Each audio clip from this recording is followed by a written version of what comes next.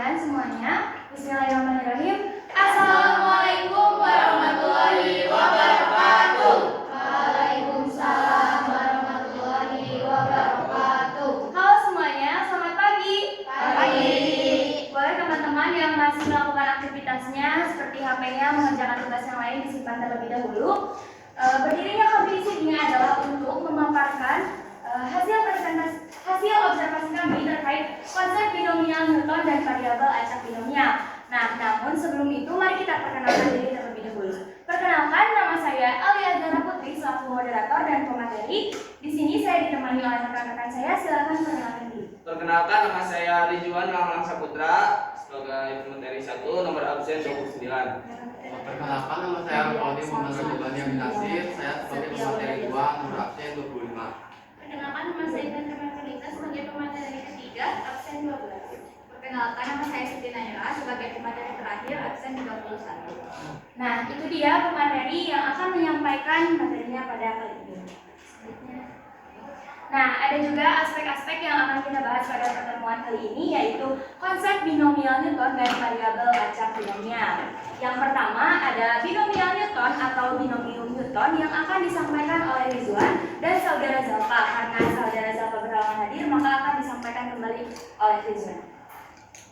Jadi konsep binomial Newton atau binomium Newton yaitu pengertiannya adalah teorema yang menjelaskan mengenai penjabaran atau ekspansi eksponen dari penjumlahan antara dua variabel binomial. Nah, untuk contohnya yaitu seperti ini, di mana angkanya itu piramid dan untuk angka tersendiri itu 1, untuk barisan 2 1 1 dan untuk barisan 3 1 2 1, di mana untuk 2 ini yaitu hasil dari penjumlahan 1 tambah 1. Terus barisan 4 itu 1 3 3 1.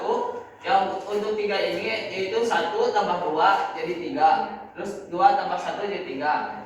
Untuk penjumlahannya dan seterusnya.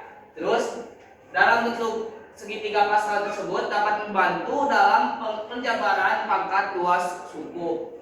Di berikut, di mana angka pada segitiga Pascal merupakan koefisien dari setiap sukunya, yang dimana A tambah B dalam kurung pangkat 0 yaitu sama dengan 1.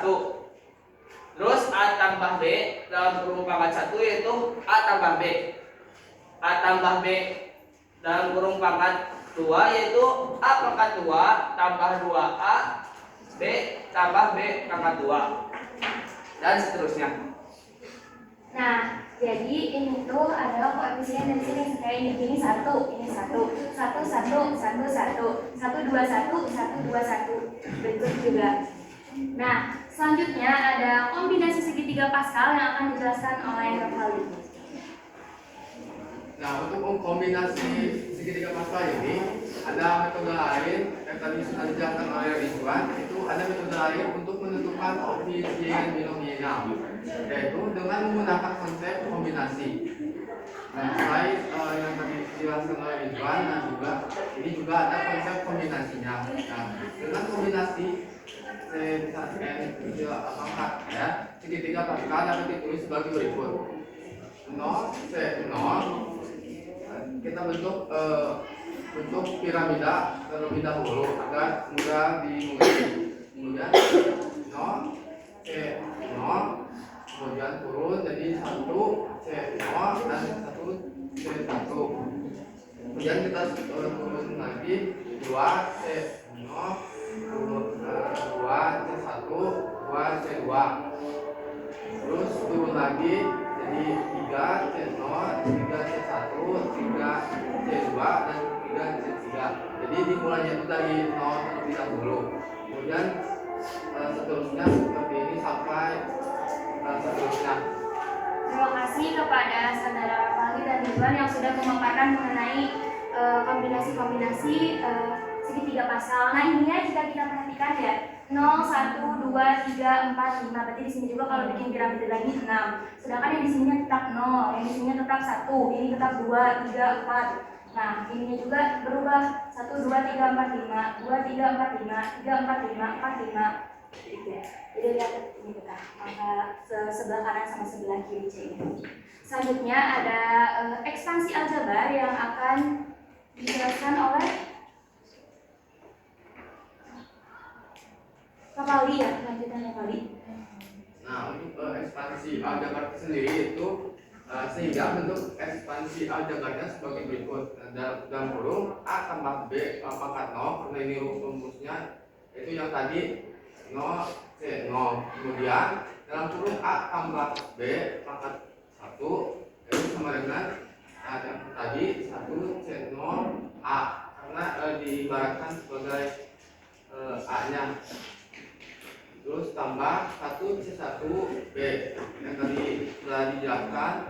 Kemudian dalam kurung A tambah B pangkat 2 itu dengan 2 C0 A kuadrat, karena rumusan dari pangkat 2 nya itu sendiri.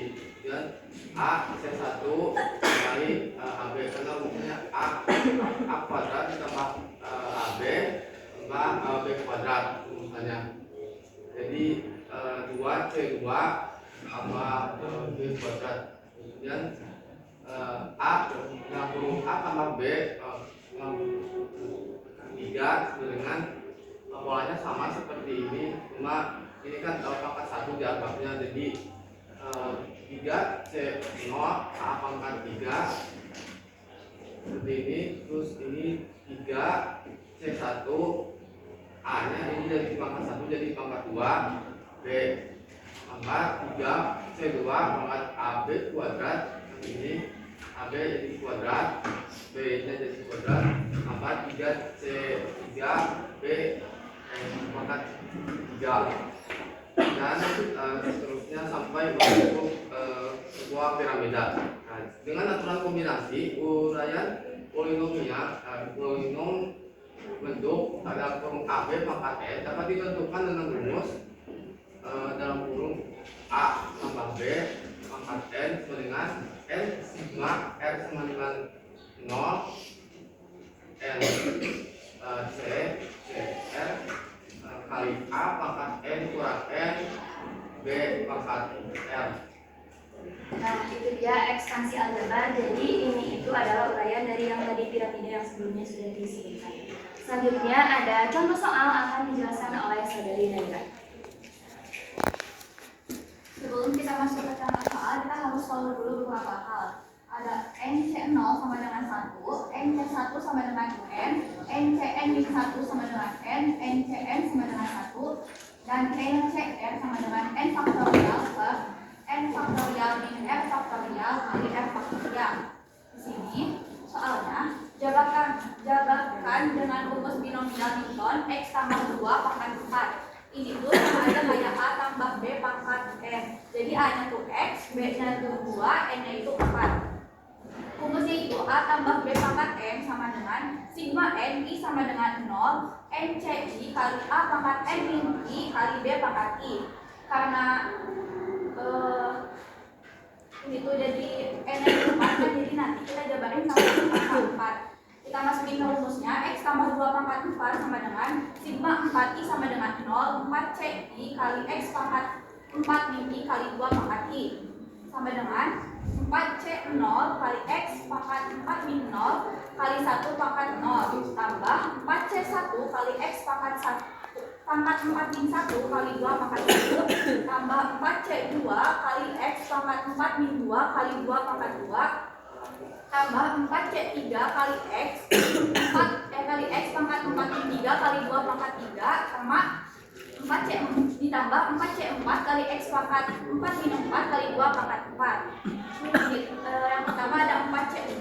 4C0 ini sama aja kayak NC0, berarti hasilnya 1 kali X 4 min 0 itu pangkat 4, 1 pangkat 0 itu hasilnya 1 tambah 4C1 sama dengan NC1, berarti hasilnya N sendiri, berarti ke bawah ini kita 4 X pangkat 4 min 1 jadi X pangkat 3 kali 2 pangkat 1 itu 2. Selanjutnya ada 4C2. 4C2 ini sama aja kayak NCR. Jadi 4 faktorial 2 N itu 4 faktorial dikurangi 2 faktorial kali 2 faktorial. 4 dikurangi 2 itu jadi 2. Jadi ini tuh 4 faktorial per 2 faktorial kali 2 faktorial. Terus x pangkat 4 di 2 jadi x di pangkat 2 ditambah 2 pangkat 2 itu 4. Terus ada 4C3. 4C3 tuh sama aja kayak n c n-1 hasilnya tuh n sendiri. Berarti ke bawahnya ini jadi 4. X pangkat 4 min 3 jadi x pangkat 1 atau kita bisa x saja. 2 pangkat 3 itu hasilnya 8 ditambah 4C4 itu sama dengan n sama dengan hasilnya 1. Berarti ke bawahnya kita tulis 1 kali x pangkat 4 min 4 itu jadi x 0 tambah 2 pangkat 4 itu 16. Terus ini kita kaliin 1 kali x pangkat 4 kali 1 hasilnya x pangkat 4. 4 kali 2 itu 8. 8 kali x pangkat 3 8 x pangkat 3. Ini yang 4 faktorial per 2 faktorial kali 2 faktorial. Kita bisa hitung si 4 faktorialnya tuh sampai 2, soalnya di sininya udah ada 2. Jadi 4 kali 3 kali 2. 4 nya kita bagi sama 2 jadi sisanya 2. 2 bagi 2 jadi 1. Jadi 3 kali 2 sama dengan 6. Terus nanti dikali 4 jadi 24 x pangkat 2 tambah 32x tambah 4 kali 8 kali x 32x tambah 1 kali 16 kali x pangkat 0 itu jadi 16. Jadi hasil dari x tambah 2 pangkat 4 sama dengan x pangkat 4 tambah 8x pangkat 3 tambah 24x pangkat 2 tambah 32x tambah 16. Wah, sungguh panjang sekali ya caranya. Nah, itu dia contoh soal dari binomial Newton. Selanjutnya, kita masuk ke variabel acak binomial yang akan dijelaskan oleh saudari Intan. Variabel acak binomial yaitu variabel acak yang nilai-nilainya ditentukan oleh hasil percobaan binomial. Variabel acak binomial ini disebut juga dengan percobaan Bernoulli, yaitu yang diberi sesuai dengan nama penuhnya, yaitu James Bernoulli, yang itu seorang matematikawan dari Swiss. Nah, di sini juga terdapat syarat-syarat percobaan Bernoulli binomial, yaitu yang pertama terdapat n kali percobaan, dan yang kedua itu setiap percobaan hanya memiliki 2 kemungkinan, itu seperti gagal atau sukses, dan yang ketiga ini pada peluang suatu percobaan harus sama, tidak berubah untuk setiap percobaannya. Lalu yang keempat itu percobaannya bersifat independen, yang berarti peristiwa dari suatu percobaan tidak memengaruhi peristiwa percobaan lainnya. Nah, itu dia mengenai ciri-ciri percobaan variabel acak binomial. Selanjutnya ada contohnya yang akan disampaikan oleh saya sendiri. Sebagai contoh, Nisa melambungkan sekeping uang logam sebanyak 3 kali. Nah, pada setiap pelambungan dilakukan pencatatan terhadap sisi angka. Percobaan ini merupakan binomial dengan alasan sebagai berikut. Nah, jadi ini kan ada koin ya. Kan koin itu terdapat 2 sisi, ada sisi gambar dan sisi angka. Nah, percobaan ini kenapa sih bisa dilakukan bisa disebut binomial? Yang pertama, percobaan dilakukan secara berulang-ulang. Karena Nisa tadi melambungkan koinnya sebanyak 3 kali, nah itu bisa disebut binomial. Kalau hanya 1 kali itu tidak bisa disebut binomial karena harus berulang-ulang yang tadi dijelaskan oleh saudari Intan. Selanjutnya, percobaan saling bebas. Coba saya tanya terlebih dahulu, ada yang tahu nggak percobaan saling bebas itu apa? Nah, jadi maksud percobaan saling bebas di sini adalah ketika Nisa melambungkan koin. Nah, yang pertama misalkan Nisa menghasilkan gambar. Nah, hasil yang pertama ini tidak mempengaruhi hasil yang selanjutnya.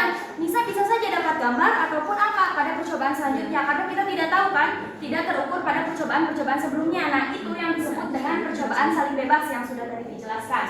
Selanjutnya, percobaan memiliki 2 macam kejadian, yaitu keluar sisi angka atau keluar sisi gambar yang sudah tadi saya jelaskan. Nah, karena percobaan memiliki 2 macam kejadian, berarti otomatis persentasenya juga 50%, 50% atau setengah-setengah. Bisa jadi setengahnya kemungkinan angka 500 ataupun gambar.